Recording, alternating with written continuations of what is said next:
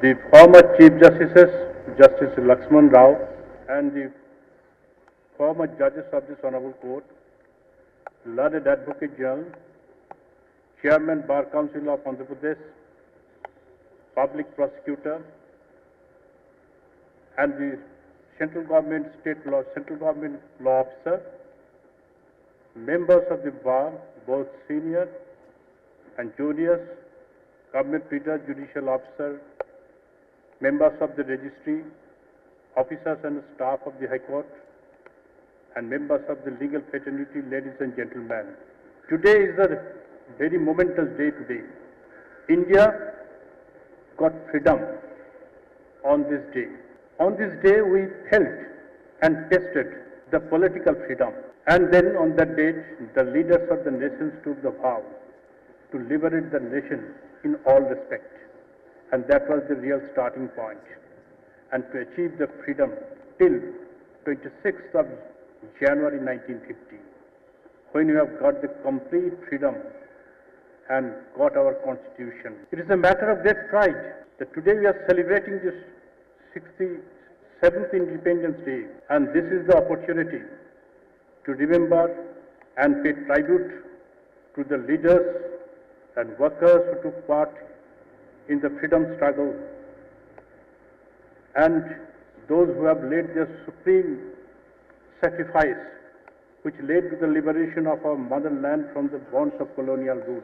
This is also an occasion to salute those great men and women of eminence who contributed their might for the growth of the Constitution over the years and its effective functioning as an instrument of social change. It is a time to renew our pledge and to redeem to those national heroes who have led their lives for achieving this freedom. I am mentioning in particular, as in this region, these great souls participated in the freedom struggle and who followed the sermon of the national heroes in time, Mahatma Gandhi, the father of nation. At that time, of course, Rishi Aurobindo was not there in active movement. He left the place and gone for salvation from somewhere else. But his role in the freedom movement is hardly can be forgotten.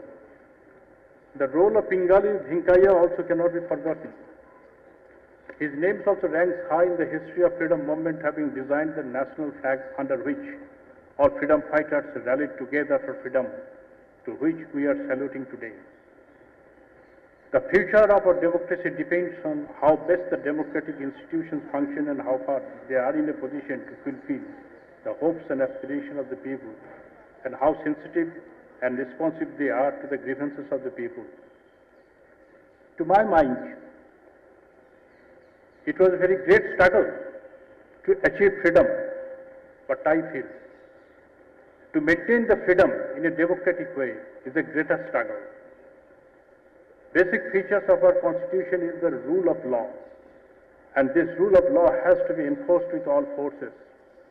I'm very sorry to say that we are still lagging behind to establish the rule of law completely in all sections in our society. In this direction, the role of judiciary has always been vibrant and dynamic. Further sentence of belief and hope of the people in India in the judiciary requires underlined. The role of the judiciary under the Constitution, and particularly after independence, has become greater than it was during the British rule. Because Constitution has envisaged the judiciary is one of the third wings of the state and the last resort of the nations. Naturally, our duty is very, very onerous, and this duty has to be discharged. Discipline, self-restraint, and with a pragmatism. May the lofty and noble ideas of the founding fathers of our Constitution come to reality soon. May our quest for freedom from poverty, violence, and despair illuminate the path of progress for the generation to come. May the life, liberty, the pursuit of happiness of all children of the great architect of this universe be preserved and honored by all. Thank you, everyone, anyone, and all of you who are present today. I am really very happy and welcome to everyone who is enjoying this occasion in this great institution. Thank you very much. Jai Hind.